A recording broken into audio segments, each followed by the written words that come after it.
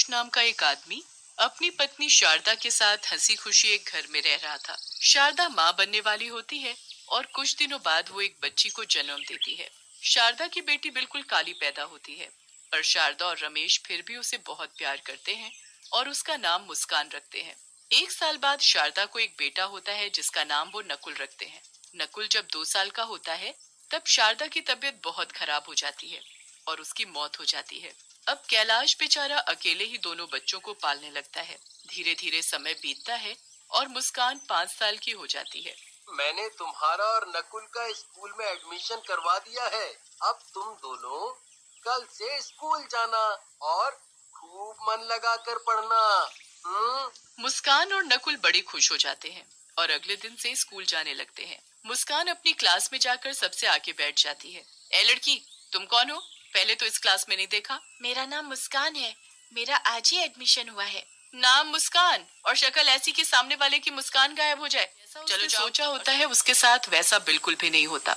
Madam उसके कालेपन की वजह से उससे बहुत चिढ़ती और उसके साथ बुरा व्यवहार करती थी। ये सब बात मुस्कान कभी भी अपने बाबूजी को बताने की हिम्मत नहीं कर पाती थी ताकि मैडम उसे मारे ना।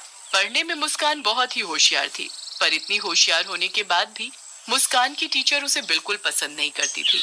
एक दिन जब मुस्कान और नकुल दोनों स्कूल जा रहे होते हैं तो मुस्कान गलती से अपनी कॉपी घर भूल जाती है। स्कूल में मैडम जब सब बच्चों को एक एक करके बुलाती है तो मुस्कान की बारी भी आती है। मुस्कान अपना पूरा बैग छान मारती है पर उसे कॉपी कहीं नहीं मिलती। अब वहाँ खड़े खड़े क्या कर रही हो? जल्दी कॉपी लेकर आओ। मैडम जी, वो मैं कॉपी लाई थी और सारा काम भी किया था, पर कॉपी नहीं मिल रही। तुम जैसे बच्चों के बहाने मैं खूब जानती हूँ। आओ अभी का अभी इधर आओ। मुस्कान डरते डरते मैडम के पास जाती है। उस दिन तो मैडम ने अपने पास एक कांटों से भरी डंडी रखी हुई थी। अपने हाथ आगे करो। मैडम जी, मुझे माफ कर दो प्लीज, मैंने सच में काम किया था। मैंने कहा हाथ आगे करो, समझ में नहीं आता क्या? मुस्कान डरते हुए अपने हाथ आगे करती है। मैडम अपनी कांटों से भरी छड़ी उठाती है और जोर जोर से मुस्कान के हाथ पर मारना शुरू कर देती है। मुस्कान बुरी तरह चिल्लाने लगती है और उसके हाथों से खून बहने लगता है। मैडम जी, मत मारो, मुझे मत मारो, माफ कर दो मैडम जी, मुझे माफ कर दो। मैं बच्चों को माफ नहीं करती बल्कि उनको सजा देती हूँ, सजा। और तुझ जैसी काली कलूटी को तो डबल सजा मिलनी चाहिए। मैडम मुस्कान को इतना मारती है कि मुस्कान खूनम खान हो जाती है। रोज मुस्कान। और एक दिन तो हद ही हो गई जब मैडम ने सजा देने के लिए उसे स्कूल की छत पर नंगे पांव धूप में खड़ा कर दिया। मुस्कान की हालत इतनी बुरी हो गई कि वो चक्कर खाकर छत से नीचे ही गिर गई और तड़प तड़प कर मर गई। उस वक्त कैलाश 2 दिन के लिए शहर गया होता है। ये खबर सुनकर वो दौड़ा चला आता है, पर आने के बाद उसे ना ये पता चलता है कि उसकी बेटी की मौत कैसे हुई और ना ही उसे अपनी बेटी की शक्ल देखने को नसीब होती है, क्योंकि गांव वाले ही उसका क्रियाकर्म कर देते हैं। कैलाश को मुस्कान की मौत का बहुत दुख होता है और वो उसके लिए बहुत रोता है। कुछ दिन बाद वो नकुल को स्कूल छोड़ने जाता है। वो नकुल को छोड़कर जा ही रहा होता है कि उसे स्कूल की छत के किनारे एक भयानक शक्ल की काली सी चुड़ैल बच्ची दिखती है। कैलाश जल्दी से भागकर पास जाकर देखता है तो वहाँ कोई भी नहीं होता। अभी तो यहाँ कोई था, कोई भयानक शक्ल जैसी काली चुड़ैल जैसी बच्ची कहाँ गई वो अचानक? कैलाश वहाँ से वापस जाने लगता है तो वो काली चुड़ैल बच्ची फिर से आ जाती है। मैं वापस आ गई हूँ, एक एक से मैं बदला लूंगी, किसी को नहीं छोड़ूंगी। सब बच्चे क्लास में पढ़ रहे होते हैं। हमेशा की तरह मैडम बच्चों को मार रही होती है। तभी वो काली चुड़ैल बच्ची खिड़की के पास आकर खड़ी हो जाती है और उस मैडम को घूर घूर कर देखने लगती है।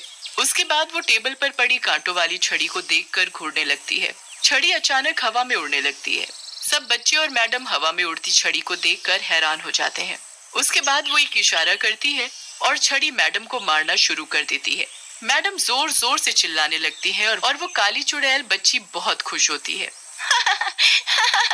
अब आया ना मजा, अब पता चलेगा कि कैसे दर्द होता है। हाय हाय, मैं मर गई, कोई मुझे बचाओ, ये क्या हो रहा है? कौन है यहाँ? कौन कर रहा है ये सब? यहाँ कोई भूत तो नहीं? हे भगवान, मुझे बचाओ। बच्चे तो बड़े खुश होते हैं और मैडम वहाँ से भाग जाती है। अब दिन के वक्त वो मैडम लंच कर रही होती है। जब मैं खाना खाती थी तो मुझे खाने भी नहीं देती थी ना, आज मैं तुझे खिलाती हूँ पेट भर कर खाना। काली चुड़ैल बच्ची अपना हाथ घुमाती है और सारा खाना हवा में गोल गोल घूमने लगता है। अरे अरे, ये क्या हो रहा है? ये कैसे हो सकता है? यहाँ पक्का कोई भूत है।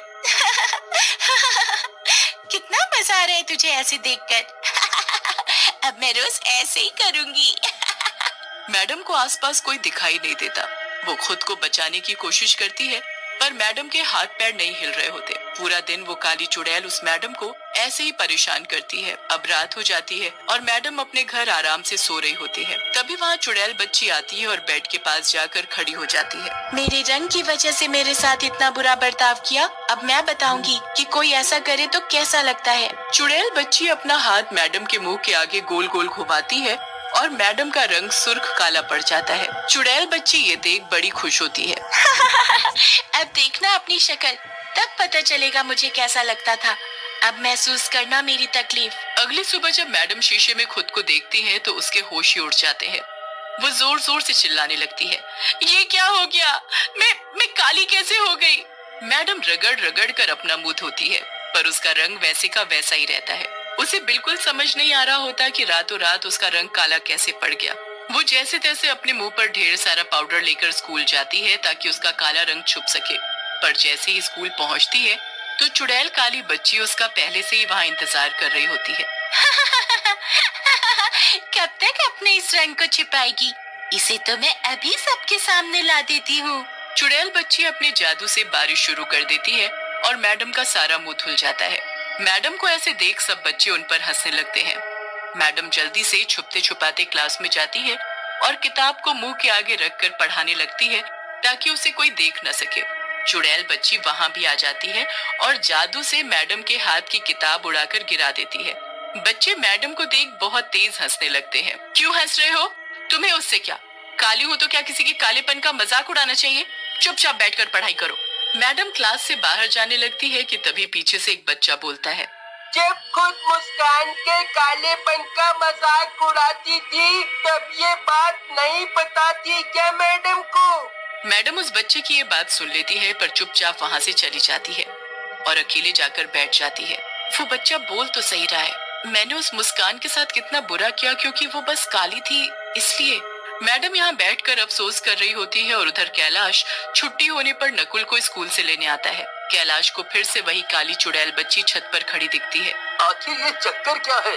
मुझे जाकर देखना चाहिए। वो लड़की कोई और नहीं मुस्कान थी और वो मुझे बार बार इसीलिए यहाँ दिखती थी ताकि मैं यहाँ आकर ये सब देख सकूं। उसके साथ जरूर कुछ गलत हुआ था। तुम चुड़ैल नहीं, मेरी बेटी हो, है ना? तुम मुस्कान हो ना? हाँ पापा। मुस्कान सब कुछ अपने पिताजी को बताती है। कैलाश को बहुत गुस्सा आता है। मैं नहीं छोड़ूंगा उस मैडम को जिसकी वजह से आज तुम मेरे साथ नहीं हो। उस मैडम को मैंने उसके किए की सजा दे दी है। अब वो भी जिंदगी भर काले रंग के साथ जिएगी और वैसे भी उसे अपने किए पर पछतावा है। मैं तो बस आपको ये बताना चाहती थी कि मेरी मौत कोई हादसा नहीं थी, मुझे मजबूर किया गया था। कैलाश उसी वक्त मैडम के पास जाता है पर वो मैडम उसे कहीं नहीं मिलती। उसके बाद वो पता करता है तो पता चलता है कि मैडम हमेशा के लिए स्कूल छोड़कर चली गई है। कैलाश निराश होकर घर जाता है तो वहाँ मैडम उसका इंतजार कर रही होती है। कैलाश को देखते ही वो हाथ जोड़कर रोने लगती है।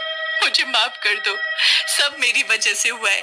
मैंने बहुत बुरा किया था आपकी बेटी के साथ, पर मुझे बहुत पछतावा है। आप मुझे कोई भी सजा दे दो, मुझे मंजूर है। कैलाश मैडम को सब बताता है।